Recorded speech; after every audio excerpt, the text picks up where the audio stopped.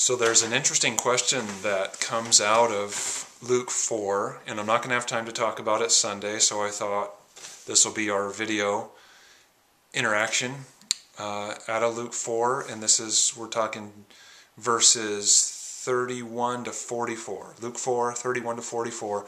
2 times in that passage, Jesus releases a demon-possessed person. He does an exorcism, once in a synagogue and once later on the same day in the evening in the village of Capernaum.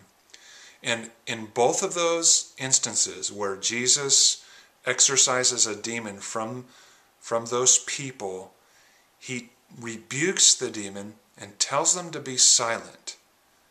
Why?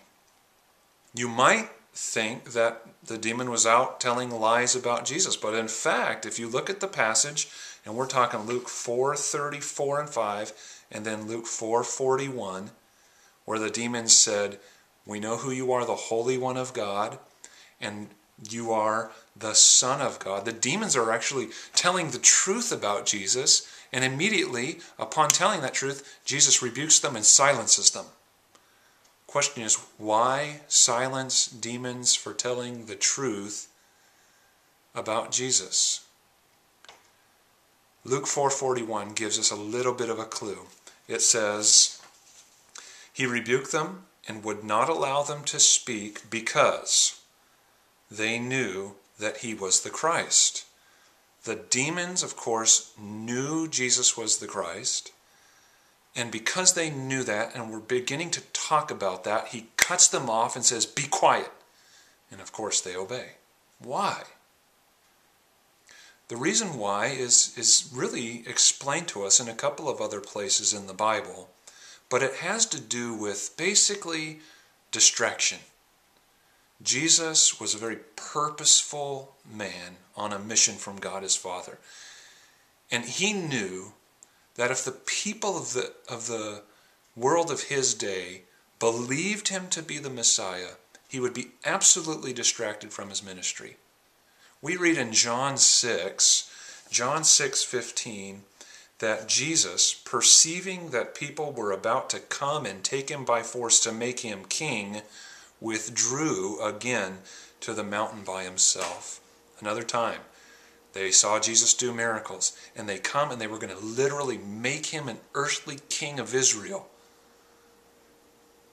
And he, perceiving that, secludes himself away from those efforts and goes away by himself into the mountains.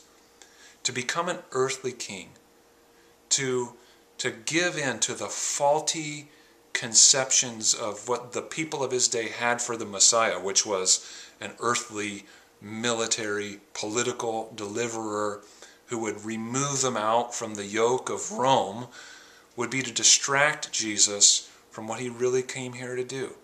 Now let me show you 2 other verses that speak right to this. Matthew 17:9 is one of them. "And as they were coming down the mountain," this is from the Transfiguration, "Jesus commands his disciples, 'Tell no one of the vision until the Son of Man is raised from the dead.'" There's another clue. Jesus is telling his disciples, be quiet about my power, be quiet about my identity until the Son of Man is raised from the dead. In other words, I don't want to be distracted from my main target of ministry, which is the cross and the resurrection. Jesus is saying, I'm not here to be an earthly deliverer. I'm here to go to the cross and be raised from the dead 3 days later to be a worldwide deliverer, not just from Rome, but from sin and Satan. To be received as Messiah would be to be distracted from his main purpose, and that's why he silences demons. There's one more reason, though, and it's explicit in Matthew 12. So look at Matthew 12:16 through 21 sometime. And here's what it says. Jesus ordered them not to make him known. Jesus ordered them not to make him known. This was to fulfill what was spoken by the prophet Isaiah. Don't make me known for my power, my miracles. Be quiet about me so I can fulfill Isaiah 42. That's what he's saying in Matthew 12. And here's something that I believe is just a beautiful piece of information. It's a blessing to know this, okay?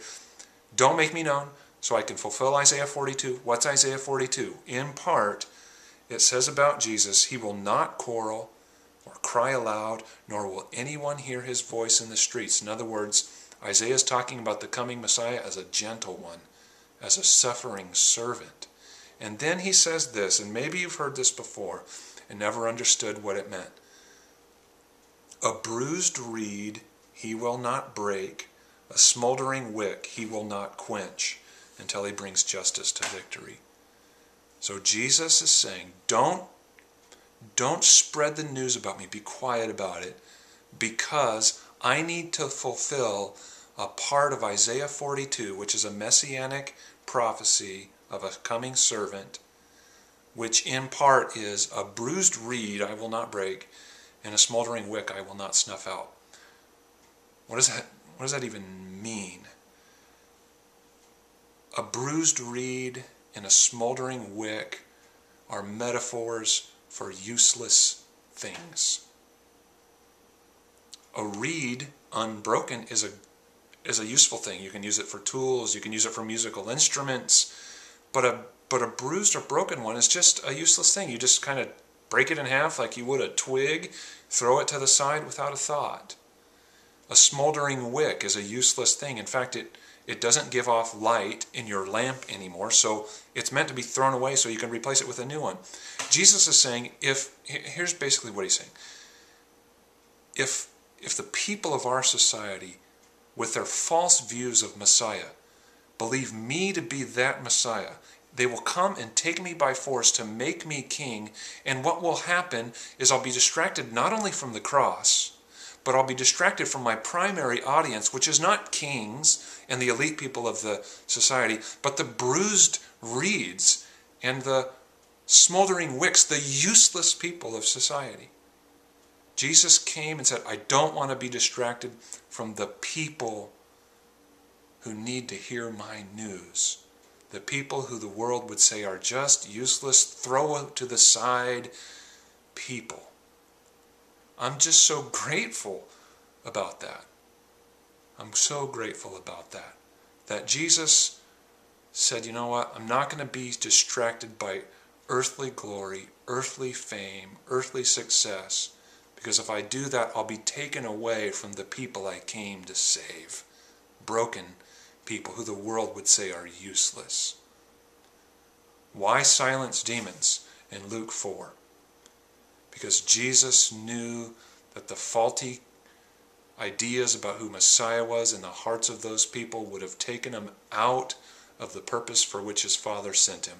The cross, the resurrection, and the broken people of his day, like you and me.